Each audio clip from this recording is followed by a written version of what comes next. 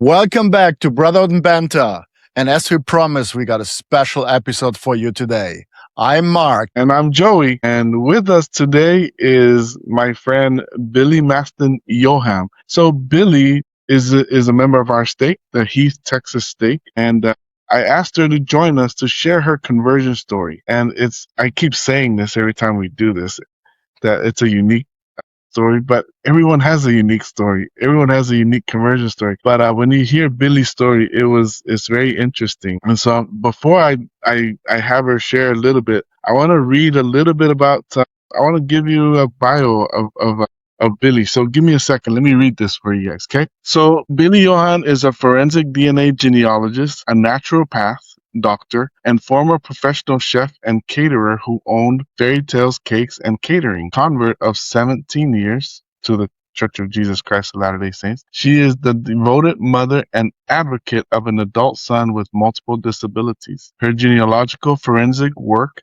has supported military efforts on the Unknown Soldiers Program, estate cases, adoptions, and criminal investigations. She was awarded the Naval and Marine Corps Achievement Medal and the President's Distinguished Civilian Service Medal for her contributions. Inspired by Latter-day Saints teaching on herbs and healing, she pursued naturopathic medicine and continued to serve as a temple and family history consultant for a church. I love that. When I read that in preparing for our episode, I thought this is amazing. And so I have a lot of questions I wanted to ask Billie, and I spoke with Billie before.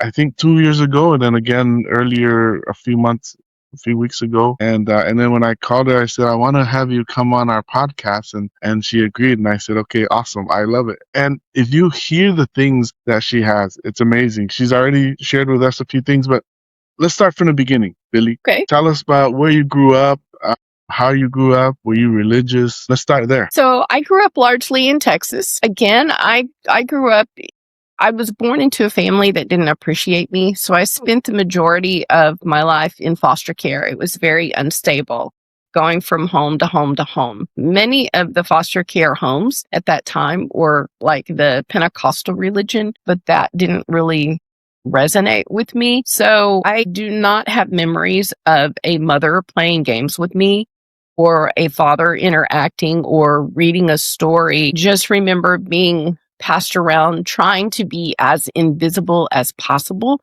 to not draw attention, to just survive. So in the foster care setting, you do not learn a lot of skills children in good homes learn. For example, I never learned how to miss somebody. You would go to bed at night and there would be a person in the bed next to you. There was no privacy and we were all in these big rooms. You would wake up, you would go to school. Well, when you went to bed the next night, the person in the bed next to you may be somebody completely different. Or during the night, the bed would be empty. You would wake up and there would be someone in the bed there. You never knew. You had many times when they took you from home to home, you never got noticed. They would come to you and say, you have 1 hour, here's a trash bag, pack everything you can that you want to take with you into this trash bag. They'll be here to get you in an hour. So there was no stability. Your whole life was like in a trash bag and you would go from home to home to home. And if it didn't fit in the trash bag, it couldn't go with you, Wow. So I actually aged out. I stayed in that environment for approximately 10 years and aged out when I was 18. And back in the 80s, when that occurred, they didn't keep you until you're 23 like now, or help you pursue college. You were left to your own entity. You were basically, they're like, you're 18, here you go. Here's the world. Go make the best of it. And so that was a pretty rough childhood. But my last foster home was a family that greatly impacted me. They taught me domestic skills. They owned an Italian restaurant and I worked in their kitchens and apprenticed to earn my first 2 degrees. A French and Italian degree. They were separate, but I earned both of those degrees working for this family. And back in the 90s, they didn't have culinary school at that time. You had to apprentice like a plumber. You got an apprentice number, and that gave the skills to afford my own apartment. So I was able to have my own apartment and work, and that became my life. I worked up to becoming the corporate pastry chef at the Cheesecake Factory in La Madeleine, learning how to make all the wonderful cheesecakes and They worked. make such wonderful things. Yeah. We need Yeah. to have her for a party sometime and have her make our cheesecake. Oh, I love anytime. Cheesecake Factory cheesecake. Yeah. Have you ever had their Godiva chocolate cheesecake? So my wife will be able to tell you that what I've had there. All I know is that I love their cheesecake, and she's had me taste, I think, 7 different ones. So the Godiva chocolate cheesecake was actually my recipe. I actually created that cheesecake for them while I worked for them. But when you create it working for them, they get to keep your recipe. It's theirs. So yeah, so they did that one. And then they have a 9-layer chocolate cake. That one is also mine, my Wow. recipe. So I've had a 7-layer chocolate cake at Claim Jumpers. This is 30 years ago. Mm. Yeah. Wow. So how did you? I'm sorry. I'm skipping. No, this. go ahead. Mark. Sorry, I was so distracted by cheesecake. I completely lost. Mhm. So what was your religious background? Like what were you raised in before? What did you believe in at that point? Because you haven't gotten in touch with the church yet, I presume.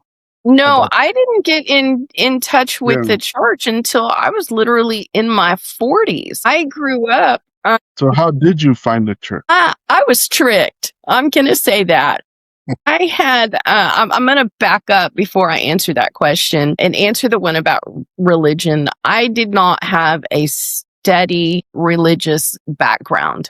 I had a very scattered, like one foster family would be Pentecostal, one would be Baptist. So you never knew where you were going. Many didn't go to church at all. Growing up the way I did, not having family, right? Not having a solid foundation, one person I could go to for stability, I felt like an outcast. I felt like the Lord was punishing me. I couldn't understand why I was existing. Why am I existing in this place? Did I make God mad? Am I being punished? So as I grew up, I ended up getting involved. Like when you're an outcast, a black sheep, you feel like you don't belong, you're going to grasp on any straws, right? So I ended up joining a pagan group and was part of a pagan group for probably about 5 or 6 years. And then I just decided I didn't want to do that anymore. Like that wasn't me. They were very egotistical. It wasn't like a worshiping of Satan. It was a worshiping of the self, so to speak. And I'm like, you know what? This isn't about me. So I quietly left that. And that was about 2005. So in 2007, I wasn't really looking for truth. I was looking for a truce between me and God. And I sat down in my living room and I'm like, okay, God, I don't know what I did to offend you, but it's okay with me if you exist, as long as it's okay that I exist too. I don't want us to keep. You kind of had a belief of God. You spoke to him, but you didn't really believe that he loved you. No understanding of what he was about. I'd never heard of the You were church. never taught, really. Okay. Yeah. So I remember having this talk, and it's really funny. I look back now, I lived literally next door to the chapel in Garland on Garland Road. And I never knew that chapel was there. And so in fast forward in 2009, I'm buying my very first house, and I wasn't religious. I wasn't going to church, but I remember, that's a big thing. And for someone like me, it's like, oh, this is a lot. I'm signing my life away. So I remember praying, going, okay, Lord, if this is going to be a good house for me and my kid, and it's not going to need a lot of repairs, I'll give it back to you by finding a church to attend somewhere, thinking I'm going to go to the Baptist church at the end of the block, right? Everything went through for the house really smoothly. My son and I moved in, and a couple of months later, I get a call from my cousin, and it's a distant cousin that I hadn't heard from in over 20 years, Wow. of my life. And he was a member of the church and had been a member of the church for 19 years at that time. He didn't tell me any of that during the phone call that we had. I was just excited to have a family member, and he's like, well, hey, I've got some friends that are in your area. Would you cook dinner for them? And I'm like, well, sure. Any friends of yours are friends of mine. Send them over. And it was Kyle Jardine and Bracken Osler. Those two were my missionaries back I know Kyle Jardine. Yep. He was my missionary. Mhm. No way. Yep. And he had his hands full. I was so glad God gave him two hands because he had his hands full with me. But I remember the turning point for me. We got to the lessons. Everything was going great until we got to the word of wisdom. And I look at Elder Jardine and I'm like, I'm going to need a minute. You're asking me to give up tea. I owned my own catering company, Fairy Tales Cakes and Catering. My catering company was well known for little girl tea parties where my sister would dress up like Cinderella or Snow White and we would have these parties. But all of my cheesecakes were tea-infused cheesecake, like a lemon and lavender cheesecake, for example. They were all, and I'm like, or you would do an Earl Grey and vanilla cheesecake, which is phenomenal, by the way. So the word of wisdom was asking me to give up the tea. And I'm like, y'all, I'm going to need some time to think. And Kyle is really smart. I remember this was on a Monday and he goes, Billie, we'll be back on Wednesday. And I'm like, you're giving me 48 hours. I'm supposed to figure this out 48 hours, right? So I remember that on my wall, to the left of my table was $3,000 worth of tea. And I had tea imported from France, from England, from all over the world sitting in my living room. And I took one of those tea bags and I tore it open. And I had these tea leaves in my hand. And I remember sitting in my floor with the Book of Mormon open to Moroni, right? Going, okay, here's my decision. Am I going to let a bag of tea leaves come between me and the Lord, And Kyle had already explained, hey, Billie, you can have family for eternity. I never had family. So now here was an opportunity that I could give my son something I never had. Not only is he going to have a mom, but he's going to have a whole pantheon of family members eternally. Am I going to let tea leaves come in between that, right? And so I decided to join the church. And it was hard because I was going on faith. I had this contract on my table from Neiman Marcus. They wanted my cheesecakes in all 563 of their stores. And for me, that was financial security. I was going to be able to buy that BMW I always wanted. So there was a lot of draw not to like that, a German car. Yeah. So when Kyle and Bracken got to my house on that Wednesday, I had tears rolling down my face. I'm like, okay, guys, let's do it.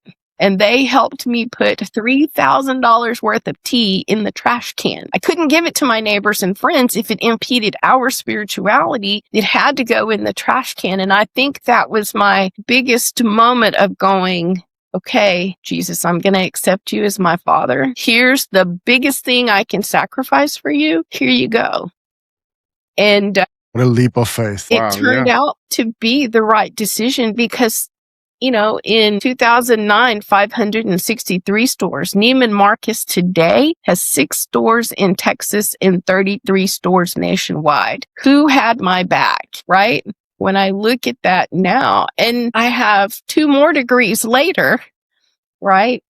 I'm known as the Sherlock Holmes of genealogy now. I have a whole new career and it's very satisfying to me because everywhere I turn or everywhere I go, everything points back to the temple. It's all to get to the temple, to get to those ordinances, everything that I'm about, every long-term goal that I have for myself and my son is getting to that temple and family. As I'm listening to you, there's 2 things in my mind. I'm thinking, okay, someone's listening to you saying, well, that was easy, or someone might be listening and say they might understand and say, wow, that was difficult. What would you say to a person that's in a similar situation, fighting through the word of wisdom? What would you say? I would actually say test your feelings. Go to Heavenly Father with what you're feeling, with what you're thinking, with all of your thoughts.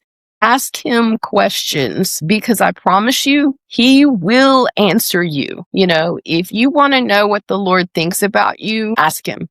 He'll tell you. If you want to know if this is the right direction for you, ask him. He'll tell you. And looking back, I firmly believe that the missionary lessons is the first basic step in the Lord preparing your mind. You know how Moroni, when he was helping his people, you know, they were fortifying their cities, they were doing all of this work, but the very first thing he did was he prepared the minds of his people. I think that's what the lessons are doing, is preparing your mind for the pathway that the Lord wants to take you on. So if you're thinking about investigating the church, or if you're wondering what God thinks about you, or if you're going through a rough or difficult trial, reach out to the Lord. Just ask him.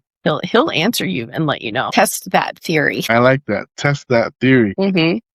So I have a question. So you said this incredible leap of faith that you took by deciding to not let the tea leaves come between you and the Lord.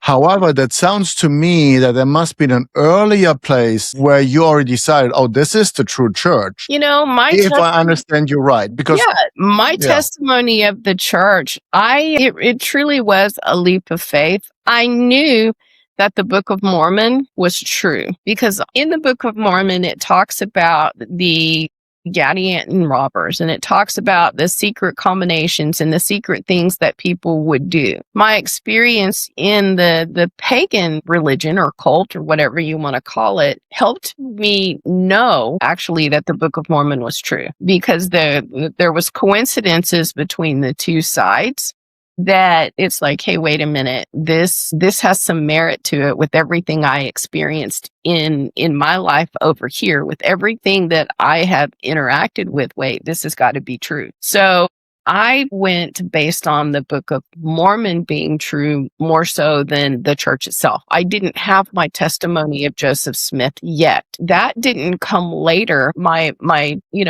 belief in Joseph Smith didn't come later until I got into naturopathic studies. Did you know that after his brother died, that Brigham Young and Joseph Smith went completely holistic? That in Brigham Young's discourses, he gives a list of herbs and explains that we're going to need them in the last days because things are going to get so chaotic, and he's going to list those herbs out, and, gave me the proper protocol of like, hey, when you're sick, you do everything that you can do for yourself. You make sure that you're on target for the word of wisdom. You use your herbs. When you've done everything that you do, then you go get your priesthood blessing, because you've done everything that you can do. You bring in that priesthood, you get the priesthood blessing, and then you go from there. He gave me the guideline on how I would love that list of herbs. Yeah, I can send it to you. I gotta tell you too. So our listeners, because we've been doing this a few times, they know I'm from Samoa originally. Really, growing up, I was a child of the 80s, right, and 90s, and there were no doctors. I say that because today, when I've gone back, there's doctors. You can have a physician in Samoa. But when I was growing up, there was one general hospital. So everything, when we got sick, it was the bark or the leaves or the something of a tree, the seeds, the oils, and that's how my mom cured us. I say cured. That's how she treated us. If I had a sore throat, there was a thing, I can't remember I don't even know what the English word is, but we go scratch the bark of a tree and then she'll squeeze it together, and oh my gosh, it tastes bad.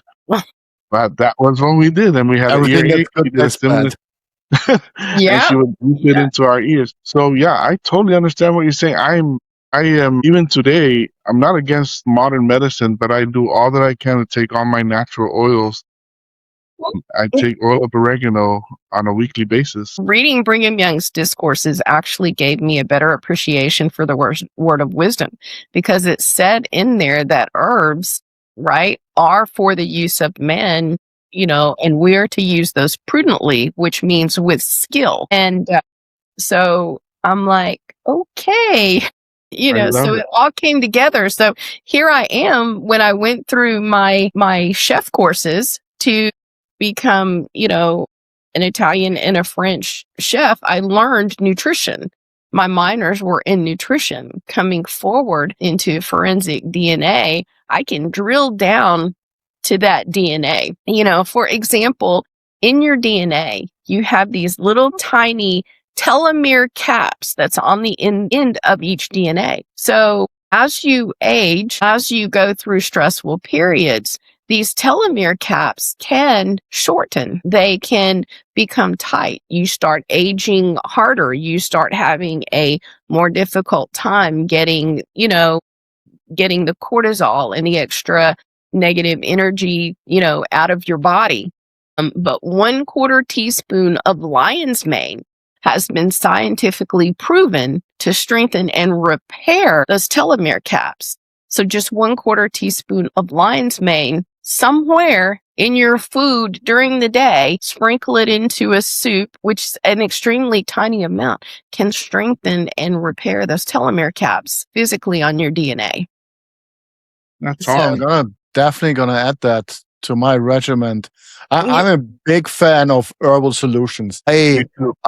We have made thousands of capsules Uh-huh. of our own herbal stuff. Like I got into it when I moved here, and then I started at some point to get really bad acid reflux. And then the solution that you're told is like, oh yeah, take this acid neutralizer, but it just kept going on and getting worse. And so I started informing myself, and I learned you need to do the opposite.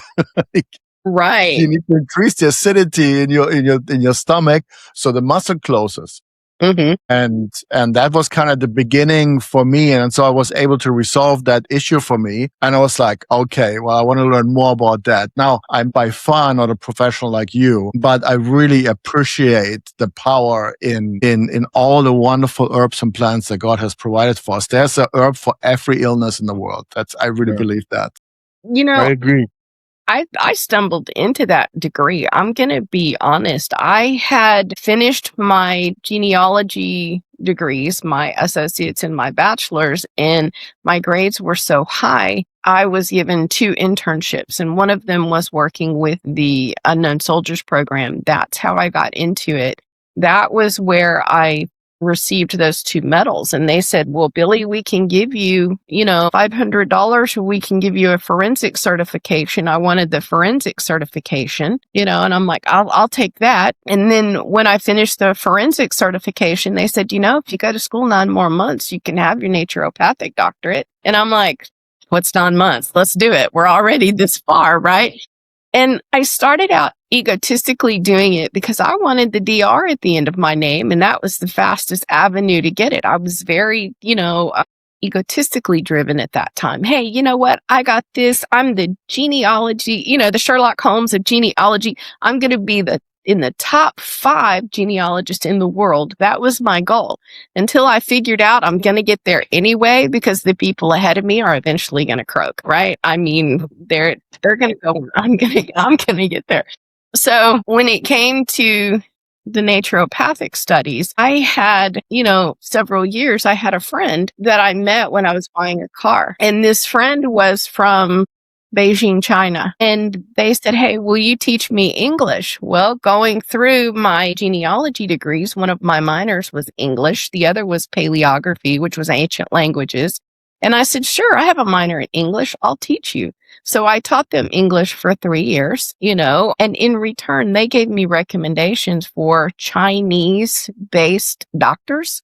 So my foundation is in the Chinese medicine, with my minors are herbology and pharmacology. So I can look at the herbs and, be cautious and say, okay, tell me about yourself, so I'm not going to, so these don't interact with what you're already taking. How can we do this and be safe? So I ended up using that avenue. So everything since I come into the church, every person I've encountered, everything that I have done has led me, on this path forward that I never knew would ever exist for me without the church. I cannot even tell you where my life would be right now without it. This is amazing. Billy, we've been chatting for about 30 minutes or so, almost 40, and I've learned a lot.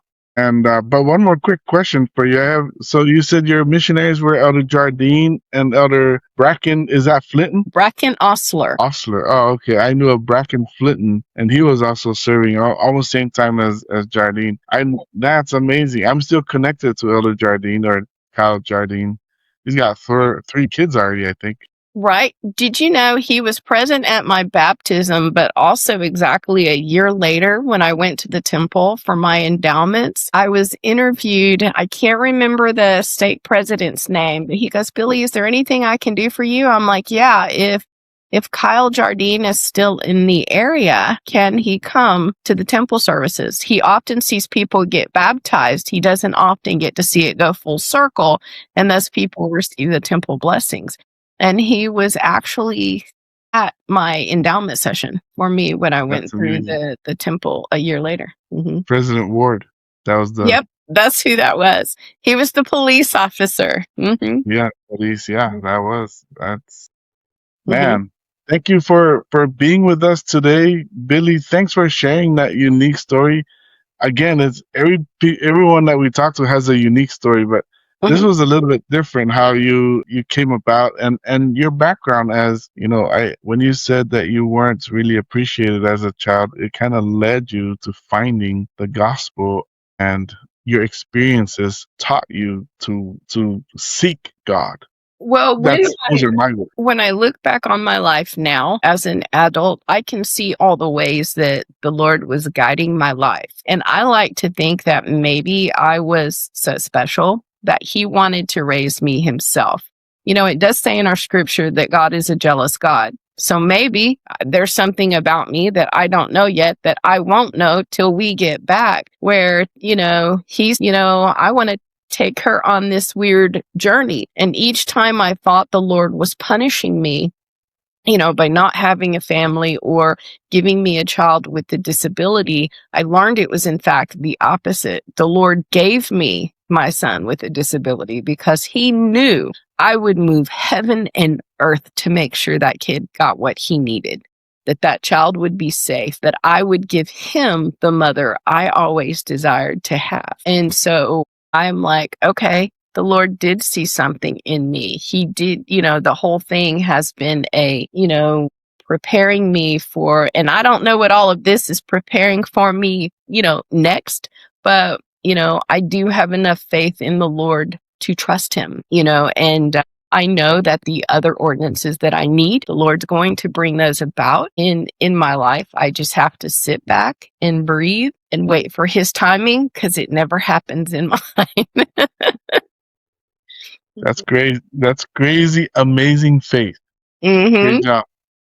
Right. Well, for Mark, any other questions you have? Anything else you want I've to got know? one final little question. So I was wondering, what would you say to somebody who's watching this interview and maybe they are in a difficult situation, maybe they're in a similar situation where they don't have a family, they feel that God doesn't love them and they have no one. What message would you send to them to give them hope and direction? I often have people come to me that are actual members of the church too, that say, hey, when I go to my ward, I don't feel like I belong. I feel like I am alone. I feel like I don't fit in. And my advice to them is to always say, and I know this is going to sound harsh, maybe it's not your ward. Maybe it's not the church, because I could very easily cut myself off. Like I know how to cut people off and hide away under my own rock.